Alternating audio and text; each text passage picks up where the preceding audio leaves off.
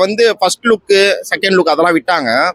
அது எப்படி இருந்ததுன்னா அப்பயே காலி ஆயிடுச்சு. ஏன்னா கேஜிஎஃப்ல சேர்த்து வச்சது அவர் வந்து என்னன்னா எமோஷன் பிளஸ் பில்டப், அதுதான் அவருக்கு நின்றுச்சு. இதுல என்ன நினச்சிக்கிட்டாருன்னா நம்ம எப்படி நினச்சாலும் பார்ப்பாரு, அதனால வந்து நம்ம வெறும் பில்டப் மட்டும் கொடுப்போம்னு வெறும் பில்டப் தான் வந்தது. ஒரு ஃபர்ஸ்ட் லுக்லயும் நயன்தாராவும் சரி யாஷும் சரி சிகரெட் பிடிச்சின்னு வருவாரு, அது மட்டும் தான் இருக்கும். ஆனா இதுல என்ன ஆயிடுச்சுன்னா அப்படி அது இருக்கும் போதே நம்ம பில்டப் நினச்சிக்கிறோம். இதுல என்ன ஆயிடுச்சுன்னா ஓவர் பில்டப் ஆயிடுச்சு. அந்த கார் சீன்லாம் ரொம்ப புரியுது, நம்மளோட இதை தூண்டுறாங்க. அதாவது என்ன சொல்றதுன்னா இந்த படம் இப்படிதான் இருக்குங்கிற மைண்ட் செட்டை இது பண்றாரு. ஆனா அவரு கேஜிஎஃப்ல சேர்த்து வச்சார்ல, கேஜிஎஃப் ஏன் ஹிட் ஆச்சு, வெறும் பில்டப்பால இல்லை, எமோஷன் இருக்கும், அந்த மாஸ் இருக்கும், பில்டப் இருக்கும். அதனால சேர்த்து இது பண்ணும் போது பயங்கரமா இருந்துச்சு. ஃபேமிலியை கூட என்ஜாய் பண்ணலாம் ப்ரோ. ஆனா இது வந்து நீங்க டிவில போட்டு பாப்பீங்களா, டிவில போட்டு யூடியூப் போட்டு வாங்க போட்டு பாப்பீங்களா, பார்த்து மீம்லாம் வருது ப்ரோ. இப்போ யோ யாஷி உன்னை நல்லவன் நினைச்சனையா அப்படின்ட்டு.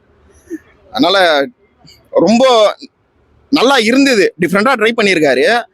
பட் அது அந்த இடத்துல அவருங்கிறதுனால அக்செப்ட் பண்ணிக்க முடியல. அந்த இடத்துல வந்து சந்தீப் ரெட்டி வாங்க தெரியும்ல, ஸ்பிரிட் டைரக்டர் பிரபாஸ், அவரு பண்ணியிருந்தாருன்னா ஒரு நியாயம் இருக்கு. யாஷ் படத்துல அப்படி எதிர்பார்க்கல, அது வந்து ஷாக்கு தான். ஓவரால் வந்து படம் நல்லா வந்தா ஓகே ப்ரோ. 2022 கடைசியா கேஜிஎஃப் வந்தது, இன்னி வரைக்கும் ஒரு படம் வரல யாஷ்து.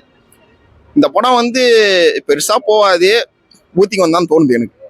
டாக்ஸிக்கா இருக்கு தலைவா, தேவையில்லாத ஒரு ஆணி. ஆக்சுவலா அந்த படத்தோட டைரக்டர் வந்துட்டு இதுக்கு முன்னாடி பண்ண படங்கள் எல்லாம் ரொம்ப நல்ல படங்கள். ஆக்சுவலா சமூகத்துக்கு நிறைய விஷயங்களை வந்து எடுத்து வச்ச ஒரு டேரக்டர். எனக்கு என்ன தெரிஞ்சுன்னா டாக்ஸிக் டேரக்டர்ல வந்து பேர் மட்டும் தான் அவங்க பேர் போடுவாங்கன்னு நினைக்கிறேன், மற்றபடி எல்லாமே யாச்சு தான். இப்பயுமே கேஜிஎஃப் அவரோட ஹாப்பி பர்த்டே டீசர் பார்த்தீங்கன்னா இன்னைக்குமே கூஸ் பம்ஸா இருக்கும். இதெல்லாம் வந்துட்டு கம்ப்ளீட்டா டாக்ஸிக் தான். இதுல என்ன சொல்ல வராங்கன்றது தெரியல. ஆல்ரெடி துப்பாக்கி கத்தின்றது கேஜிஎஃப்ல ஆரம்பிச்சு விட்டாரு, இன்னுமே அது தொடர்ந்துட்டு தான் இருக்கு. நான் வந்து இவங்க டேரக்டர் இவங்க சொல்லும் போது கீதா மோகன்தாசன் வரும்போது ஓகே ஒரு டிஃப்ரெண்டான ஒரு ஜேர்னர்ல வந்து நம்ம யாஷா பார்க்கலாம் அப்படின்னு நினைச்சோம். பட் அதே கத்தி அதே துப்பாக்கி அது ஆக்சுவலா அது பேக் ஃபேர் தானே ஆகுது அவங்களுக்கு. ஏன்னா நீங்க நல்லதா கொடுத்துருந்தீங்கன்னா அந்த எதிர்பார்ப்பு இன்னும் கூடும். இதைத்தான் நீ திருப்பியும் காட்ட போறேன்னா அது எப்படி எதிர்பார்ப்பா இருக்கும், அது ஆப்வியஸ்லி பேக் ஃபேர் தான் ஆகும். அது இதுல காட்டின விதமும் பெருசா இப்போ உள்ள ஜென்ரேஷனுக்கு படம் கண்டிப்பா இன்ஃபுளுன்ஸ் பண்ணும். இன்ஃபுளுன்ஸ்ல ஆகாது, படத்தை படமா பார்த்துட்டு போற ஜென்ரேஷன் இப்ப கிடையாது. அப்ப நீங்க என்ன சொல்ல வரீங்க, என்ன கன்வே பண்றீங்கன்றது இப்போ உள்ள ஜென்ரேஷன் பார்த்தாங்கன்னா அது தப்பா அவங்களுக்கு போகுதுன்னா அவங்களுக்கும் அது சரின்னு தான் தோணும், அதை திருத்த முடியாது. இப்படி ஒரு நல்ல நிலையில இப்படிப்பட்ட ஒரு ஆக்சுவலா இப்ப ஒரு பேன் இண்டியன் ஸ்டார் அவர் யாஷ், இது ஒண்ணுமே வேண்டாம். நடு வீட்டுல உட்காந்து குடும்பத்தோட உட்காந்து இந்த டிவில பார்க்க முடியுமா, முடியாது, அங்கேயே முடிஞ்சிச்சு இல்ல. டாக்ஸிக்னு பேர் வச்சது கரெக்ட் தான், டாக்ஸிக் தான். பசங்க விரும்பினாங்க, யாராவது ஒரு ஹீரோயின் அந்த இடத்துல வச்சிருக்கலாம்ல, ஏன்டா வெள்ளக்காரியை கூப்பிட்டீங்கன்னு அந்த அளவுக்கு தான் இருந்தது. இவனுக்கு என்ன பண்ண போறான்னு எனக்கு இப்ப பயமா இருக்குது. ஏன்னா அவ்வளவு ஹீரோயின்ஸ் இருக்கு, வெள்ளக்காரவே விட்டு வைக்கல, இவங்க ஹீரோயின்ஸ் எல்லாம் என்ன பண்ண போறாங்கன்னு. அதுக்காக உள்ள ஒரு ஆக்சுவலா இதுவே ஒரு மார்க்கெட்டிங் ஸ்ட்ராட்டஜி தான். பாருங்க இதுலயே நாங்க இப்படி காட்டியிருக்கோம், நீங்க உள்ள உங்களோட ஃபேவரட் 4 ஹீரோயின்ஸ் இருக்காங்க, நீங்க எப்படி எல்லாம் இருக்கலாம், நீங்க கற்பனை பண்ணிட்டு உள்ள வாங்கன்னு காட்டுறதுக்கான ஒரு மார்க்கெட்டிங் ஸ்ட்ராட்டஜி தான். இப்போ ஜென்ரேஷன் போலாம். பட் அந்த கேஜிஎஃப் யாஷுக்கான ஒரு பேர் இருந்ததுல அது கம்ப்ளீட்டா அவுட் ஆயிடுச்சு. அவ்வளவுதான். யாஷை வந்து அந்த டாக்ஸிக் டீசர் பார்த்ததுல இருந்து விருத்துட்டேன், அந்த மாதிரி இருந்தது எனக்கு வந்து. அந்த கேஜிஎஃப் வரையும் அவரோட மாசு, அந்த மரியாதைன்னு ஒன்று சொல்லுவாங்கல்ல, ஒரு மாசு ஹீரோக்கான மரியாதை, அது வந்து டாக்ஸிக்ல வந்து சுத்தமா போயிடுச்சு. நீங்க எனக்கு கேட்டு பாருங்க, கை கவுதாங்க கண்டிப்பா ஃபேமிலி எடுத்து சொல்ல மாட்டாங்க, கிட்ஸ் பார்க்க முடியாது, வேற யாரு பார்க்கணும், போயிடுச்சு, சுத்தமா போயிடுச்சு. கார்ல வந்து தேவை இது மேட்ரஸின் அதெல்லாம் சுத்தமா பிடிக்கவே இல்லை, கை கவுத்தோம். நானு சந்தீப் ரெட்டி வாங்க அந்த டைரக்டர் பண்ணிருந்தா நீங்க நிறைய கழி ஊத்திருப்பீங்க. லேடி டைரக்டர் பண்றதுனால லேடி டைரக்டர் நீ மேட்ரஸின் வாங்கலாமா, லேடி டைரக்டரா தான் நீ மேட்ரஸின் வாங்கலாமா, அதெல்லாம் ஏத்துக்க முடியாது. அதாவது கட் பண்ணிடணும். யாஷி ஃபேமிலியா பாக்குற மாதிரி கேஜிஎஃப்ல படம் கொடுத்தாரு, நீ அதே ரூட்ல போக வேண்டியதானே. எது தேவலாம் வந்து இந்த மாதிரி சீனை வச்சு டாக்ஸிக்னு மாத்தி அவரோட மாறிட்டே காலி பண்ற மாதிரி எடுத்து வச்சுக்கிறாரு. படத்துல வந்து நிறைய ஹீரோயின்ஸ் இருக்காங்க, அந்த கேரக்டர்ல எப்படி இருக்கு, நயன்தாரா கண்டிப்பா மேட்டரா தான் இருக்கும். எல்லாமே கண்டிப்பா கில்மா படமா தான் இருக்கும் டாக்ஸிக். ஏன்னா அதாவது டாக்ஸிக்னு பேரை வச்சிருக்காங்க, வெளில வைக்க மாட்டாங்க, ஓகேங்களா. அந்த வகையில பார்த்தா இந்த படம் மிகப்பெரிய அடி வாங்கும் ஃபேமிலி ஆடியன்ஸ், கிட்ஸ் மத்தியில. இது கேஜிஎஃப் மாதிரி ஃபேமிலி ஆடியன்ஸ் யாராலுமே போக முடியாது, சத்தியமா போக முடியாது. நானே சொல்றேன், சத்தியமா அடி வாங்கணும். எப்படி இருக்கணும் அப்படின்னா இந்த திஷால் நயன்தாரா அந்த மாதிரி ஒரு மேட்டர் பட கணக்குல வந்துடும். அப்படின்னு தான் கண்டிப்பா ஃபேமிலி ஆடியன்ஸ் வர மாட்டாங்க. நீங்க போவீங்களா? உங்களுக்கு பார்த்த வரைக்கும் நான் போவேன், ஆஸ் ரிவ்யூவரா நான் போவேன், கை ஊத்துறதுக்கு நான் போவேன்.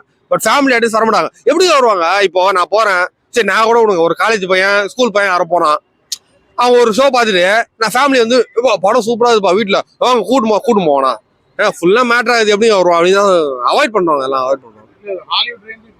ஹாலிவுட் வந்து நீ மேட்டர் வச்சிருக்கா, இது தமிழ்ல ரிலீஸ் ஆகுது, தமிழா பேன் இண்டியா மூவில இந்தியாவில உள்ளதான் ரிலீஸ் ஆகுது, நீ எப்படி ஹாலிவுட் மாதிரி அந்த டீசர்ல எப்படி அதெல்லாம் வைப்பீங்க? அதை ஏத்துக்க முடியாது, பார்க்க மாட்டாங்க. ஏங்க நான் ஓப்பனா டீசரை வந்து நீங்க போட்டு காட்டுவீங்களாங்க? நீங்க கேள்வி கேட்கறீங்களா? நீங்க டீசரை உங்க வீட்டுல போட்டு காட்டுவீங்களா? அதுவே பார்க்க முடியலன்னா எப்படி படத்தை வந்து பார்ப்பானுங்க? வாய்ப்பே கிடையாது, நானே சொல்றேன். என்ன சொல்றது, இங்கிலீஷ்ல கொடுத்துருக்காங்க.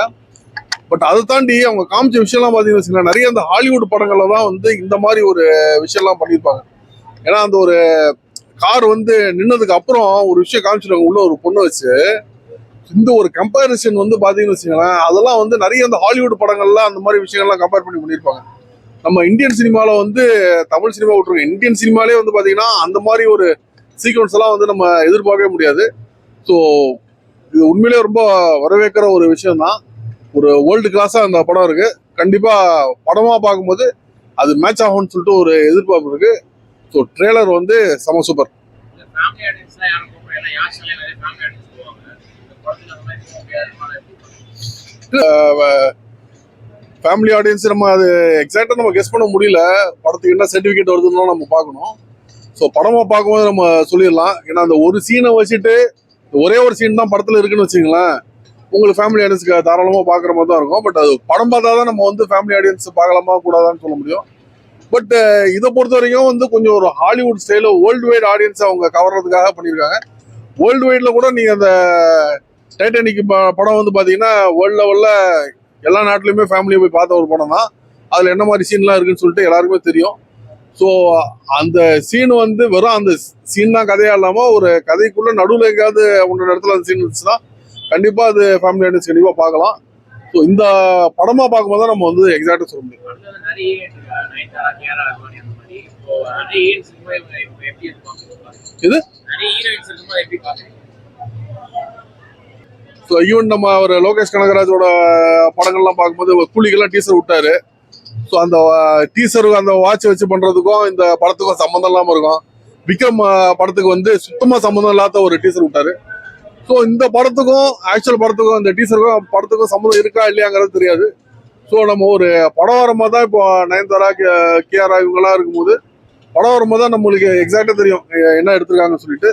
ஸோ இது டோட்டலா கூட இவங்க வந்து ஒரு ஹைப்புக்காக எடுத்த ஒரு விஷயமா கூட இருக்கலாம்.